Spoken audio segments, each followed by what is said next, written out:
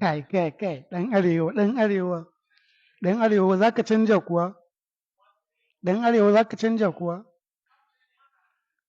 ɗan arewa za ka canja daga baƙin ciki da ƙyashi kuwa.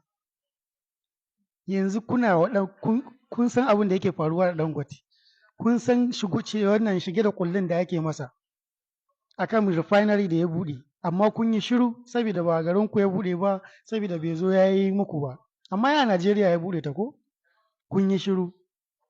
To wallahi refinery ɗin nan za ta amfani Najeriya, shi yasa ba sa son ta. Duk abin da kuka ga shugabannin Najeriya ba sa so to zai amfani Najeriya ne.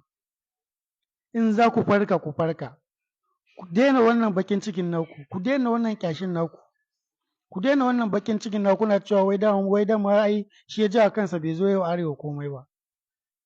Yanzu idan kuka fito kuka taya shi fighting akan wannan abun, kila ya ji daɗin da zai muku komai. To ko bai muku komai ba, fetur da petroleum da ake fama da shi, za ku ga me zai faru. Ana maganar refinery da duk duniya ba wanda ya kai girmanta, ba refinery da ta kai ta girma. Amma kun zo don ana yi wani wasu farin ciki suke, wasu dariya suke, suna jin daɗi. Wai Dangote ya shiga wahala. Kai ne a wahala.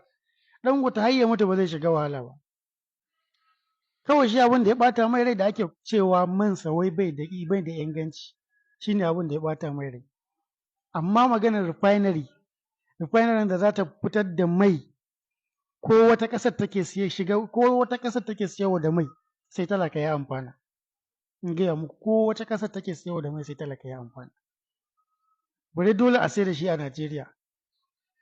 Kuma ko ba a sauke farashin mai ba, yanzu zanga-zangar da za a kan sauke farashin mai, ko ba a sauke ba, in refinery ɗin nan ta fara aiki sai mai ya dinga faɗuwa da kanshi, saboda ba ya ci za a yi da shi. Ya kamata ku farka arewa.